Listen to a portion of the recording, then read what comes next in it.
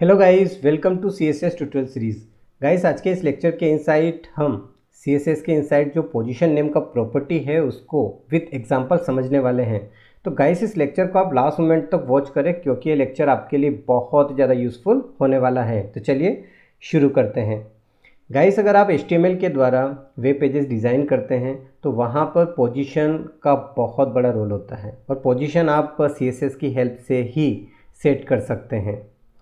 तो CSS में 5 type की पोजीशन दी हुई है जिनको मैंने यहाँ पे लिखा हुआ है, मैं बता देता हूँ।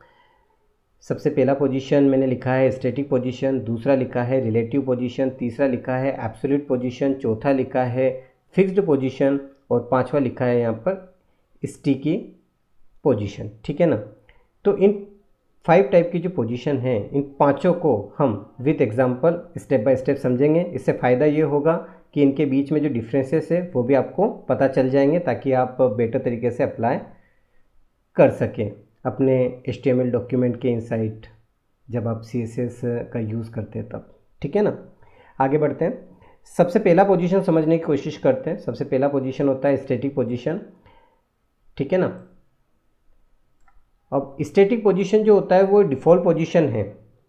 डिफ़ॉल्ट पोजीशन का मतलब होता है कि ऑलरेडी सेट है, यहाँ पर आपको अप्लाई करने की आवश्यकता नहीं है। अगर आप अप्लाई करते भी हैं तो कोई दिक्कत वाली बात नहीं क्योंकि ऑलरेडी है और आप खुद से लिख रहे हैं तो भी कोई दिक्कत वाली बात नहीं। अभी समझा देता हूँ आपको किस तरीके से। जैसे कि मैं यहाँ पर सबसे पहले एक हेडिंग बना रहा हूँ और इसके इनसाइट में यहाँ पर इस कंटेंट को पेस्ट कर रहा हूँ। ठीक है ना।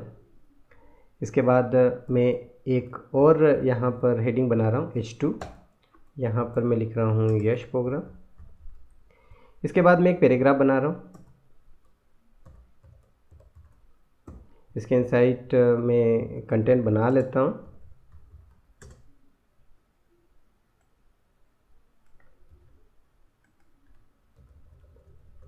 तो ये पैराग्राफ भी रेडी हो गया। तो चलिए इसे ब्राउज़र पर रन करके चेक करते हैं। यहाँ मैंने ब्राउज़र पर रन किया। आप देख सकते हैं यहाँ पर एक के बाद एक आउटपुट आपको दिखाई दे रहा है। तो ये पोजीशन स्टैटिक है, यानी कि ये जो H1 टैग है उसके लिए जो आउटपुट है उसका भी पोजीशन स्टैटिक है, इसका भी पोजीशन स्टैटिक है, H2 का भी, और जो पैराग्राफ आपने बनाया उसका भी पोजीशन क्या है, स्टैटिक है। ठीक है ना। अभी यहाँ पर मैं CSS अप्लाई करके आपको बताता हूँ। ठीक है ना। मैं यहाँ पर CSS अप्लाई करने के लिए हेड सेक्शन के इंसाइड स्टाइल टैग का यूज़ कर रहा हूँ। किसके ऊपर मैं अप्लाई करना चाहता हूँ, H2 के ऊपर अप्लाई करना चाहता हूँ। ठीक है ना। आप CSS की हेल्प से HTML के हर एलिमेंट को पोजीशन दे सकते हैं, उसको अपने मनचाहे तरीके से अरेंज कर सकते हैं। ठीक है ना। तो अभी यहाँ पर डिफ़ॉल्ट पोजीशन जो है वो स्टैटिक है और मैं स्टैटिक ही दे रहा हूँ।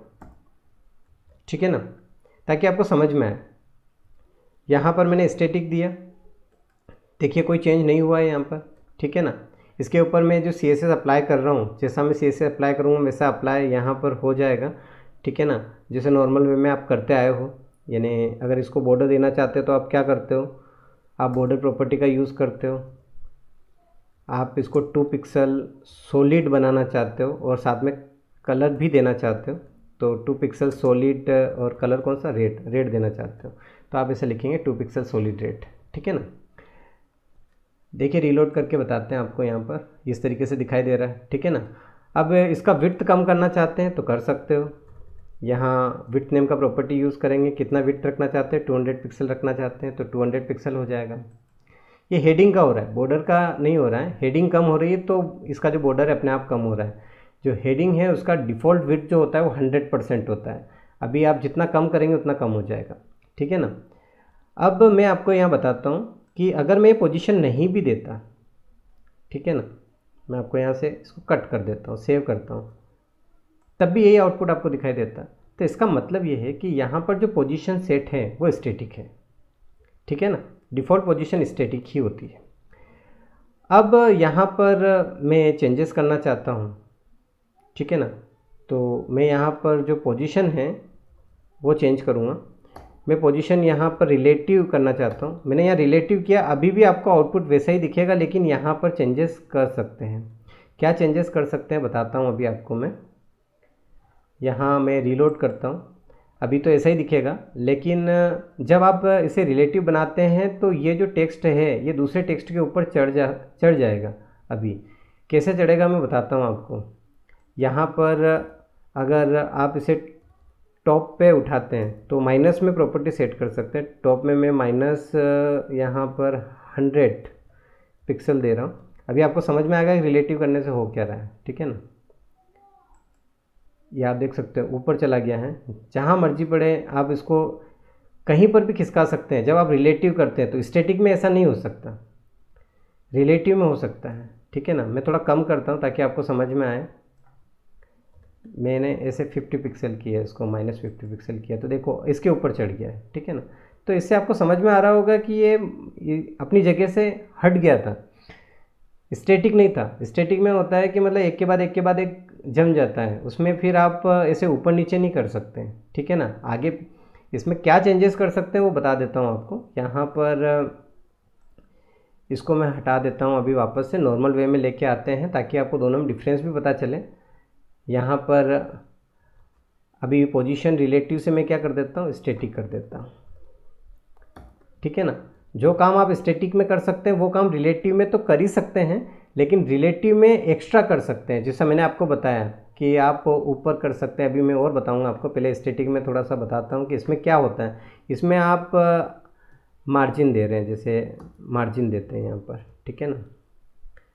तो मार्जिन दिया आपने टॉप से अगर आप मार्जिन दे रहे हैं जैसे यहाँ पर 100 पिक्सल, ठीक है ना, तो ये इसके टॉप से खिसकेगा, ठीक है ना। इस तरीके से आप लेफ़्ट से दे रहे हैं तो लेफ़्ट से भी दे सकते हैं। जैसे आपने यहाँ पर मार्जिन दिया लेफ़्ट से 100 पिक्सल, ठीक है ना। ये तो ये हो गया। अब मैं यहाँ पर यूज़ कर रहा हूँ कि ये टॉप में चला जाए, सीधे वो वाली प्रॉपर्टी यूज़ कर रहा हूँ माइनस में।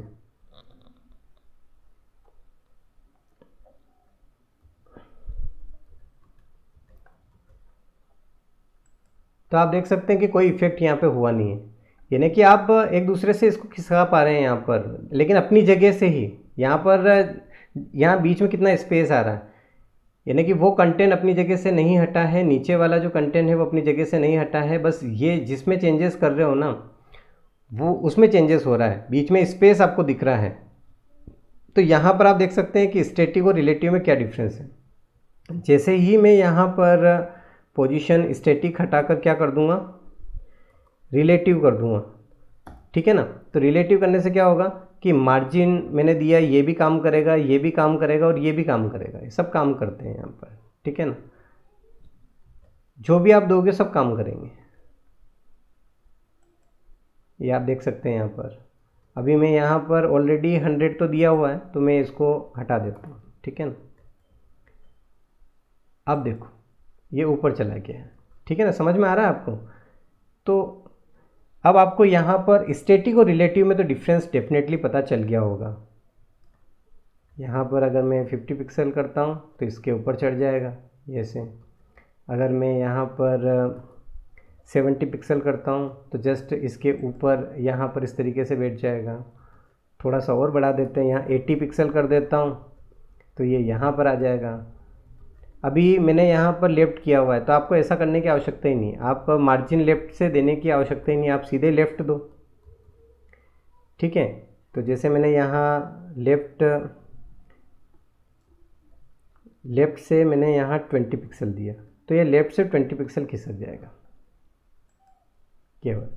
और अगर आप माइनस में देंगे तो माइनस में भी हो जाएगा, अंदर चला जाएगा, ये इस तरीके से। तो जैसा चाहे वैसा सेट कर सकते हैं आप रिलेटिव में।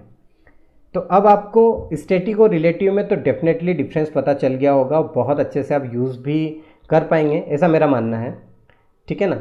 अब आप यहाँ पर समझें एब्सोल्यूट को, कि एब्सोल्यूट का क्या मतलब होता है। तो इसके लिए मैं वापस से यहाँ पर देखिए, ये इन दोनों को हटा देता हूँ, यहाँ पर वापस से यहाँ रिलोड करते हैं और ये इसका डिफ़ॉल्ट व्यू है अभी, ठीक है ना, रिलेटिव का। अब यहाँ मैं जैसे ही एब्सोल्यूट करूँगा तो एब्सोल्यूट और रिलेटिव में डिफरेंस समझ में आएगा आपको, ध्यान से समझिएगा। मैं यहाँ एब्सोल्यूट कर रहा हूँ तो एब्सोल्यूट और रिलेटिव में डिफरेंस समझ में आएगा। जहाँ मैंने रिलेटिव किया था तो उसका जो बिहेवियर था वो बिल्कुल स्टैटिक जैसा था, वो हटा नहीं था। लेकिन जैसे ही मैं एब्सोल्यूट करूँगा तो ये अपनी जगह से ही हट जाएगा। पहले वो उठा हुआ था, अब तो ये अपनी जगह से हट जाएगा। ये आप देख सकते हैं, यानी कि इसने अपनी पोजीशन ही छोड़ दी, ये सबसे नीचे आ गया, ठीक है ना। अब यहाँ पर इसमें आप ऊपर नीचे कर सकते हैं, इसमें ये थोड़ा सा इसमें कर सकते हैं, जैसे कि उसमें किया था तो इसमें भी कर सकते हैं, बस इतना फ़र्क है, वो अपनी जगह पे रहता है, ये हट जाता है एब्सोल्यूट। इसमें ऊपर कर सकते हैं, पीछे भी आप कर सकते हैं, ठीक है। जैसे मैं यहाँ पर इसको लेफ़्ट के 0 पर और टॉप के 0 पर सेट करना चाहता हूँ, ध्यान से समझिएगा। पिक्सल भी दे देते हैं आगे ताकि बेटर रहे। तो यहाँ पर आप देख सकते हैं लेफ़्ट के 0 पे, टॉप के 0 पे ये सेट हो चुका है, ठीक है। अब यहाँ पर आप अगर इसे बॉटम में सेट करना चाहते हैं तो वो भी हो सकता है, ठीक है ना। यानी कि अभी टॉप की जगह मैं बॉटम लिख देता हूँ, तो आप देखेंगे यहाँ पर कि ये बॉटम में सेट हो जाएगा। यहाँ ये देख सकते हैं यहाँ पर, ठीक है ना। तो यहाँ पर इस तरीके से आप इसको सेट कर पा रहे हैं। लेफ़्ट की जगह अगर आप राइट करना चाहते हैं तो वो भी कर सकते हैं, यहाँ राइट लिख दें आप, ये आप देख सकते हैं, इस तरीके से आप सेट कर सकते हैं। अभी मैं आपको समझाता हूँ, वापस इसको मैं टॉप पे कर रहा हूँ ताकि आपको समझ में आए, ठीक है ना। अभी बॉटम की जगह मैं टॉप में करूँगा तो ही आपको समझ में आएगा, ठीक है ना। अभी मैं टॉप में कर रहा हूँ, क्या समझ में आएगा वो बता रहा हूँ अभी आपको मैं, कि अभी इसको मैं यहाँ पर अगर मैं कंटेंट बढ़ा देता हूँ, यहाँ पर मैं बहुत सारा कंटेंट कर देता हूँ, यानी कि बहुत सारे पैराग्राफ लगा देता हूँ, बहुत सारे पैराग्राफ, इतने सारे पैराग्राफ लगा दिए मैंने, ठीक है ना। ऐसा क्यों किया मैंने, समझाता हूँ आपको। यहाँ पर ये स्क्रॉल आ जाए, अभी मैंने यहाँ पर एब्सोल्यूट यूज़ किया है, ध्यान दें, है ना। तो अभी क्या होगा कि जैसे मैं स्क्रॉल करूँगा ना तो ये जिसके ऊपर मैंने CSS अप्लाई किया है, ये जैसे स्क्रॉल करूँगा तो ये भी इसके साथ ऊपर चला गया है, ठीक है ना। अब जो मैं चाहता हूँ, मैं फिक्स करना चाहता हूँ ना, कि जिसके ऊपर मैं पोजीशन दूँ वो फिक्स हो जाए, जहाँ पर वो है वहीं पे रहे, बाकी सब कुछ ऊपर नीचे हो जाए। तो फिर आपको क्या करना पड़ेगा, फिर आपको एब्सोल्यूट की जगह फिक्स नेम का जो प्रॉपर्टी है उसका यूज़ करना पड़ेगा। समझ में आया आपको, डिफरेंस भी समझ में आएगा आपको। अभी जब मैं अप्लाई करूँगा तो कुछ भी नहीं करना है, बहुत आसान है समझना, ठीक है ना। यहाँ पर मैं एब्सोल्यूट की जगह अभी क्या करता हूँ, इसको फिक्स करता हूँ,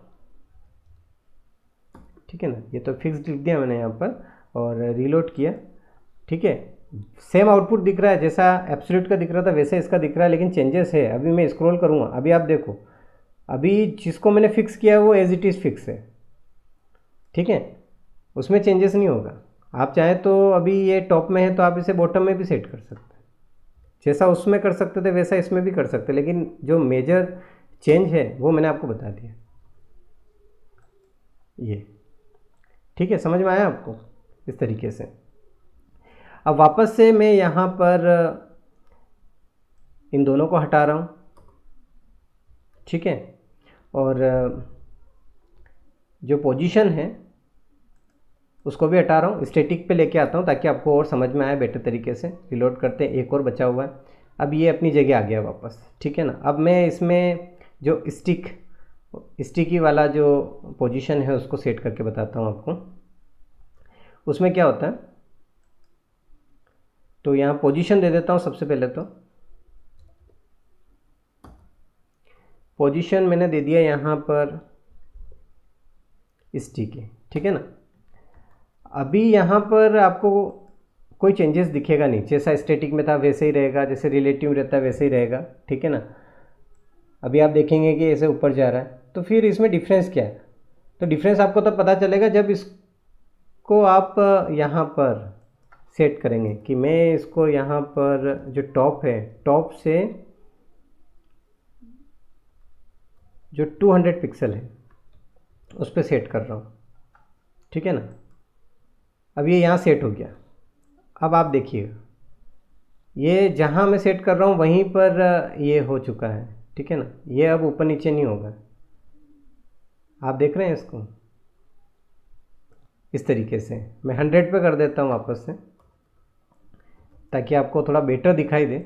यहाँ मैंने 100 पे किया तो ये यहाँ पे सेट हो गया। अब ये जहाँ पर ये है, इसका मतलब क्या है? इसका मतलब ये है कि ऊपर से तो जब आप स्क्रॉल करोगे तो वहाँ तक तो आएगा जहाँ तक ये है, ठीक है ना। उसके बाद जैसे ही इसका जो आपने सेट किया है, क्या सेट किया आपने, जैसे टॉप सेट किया है, तो उसके बाद से ये जो है इस तरीके से जहाँ जहाँ ये आएगा वहाँ से, अभी आपको समझ नहीं आ रहा हो तो मैं आपको और बताता हूँ।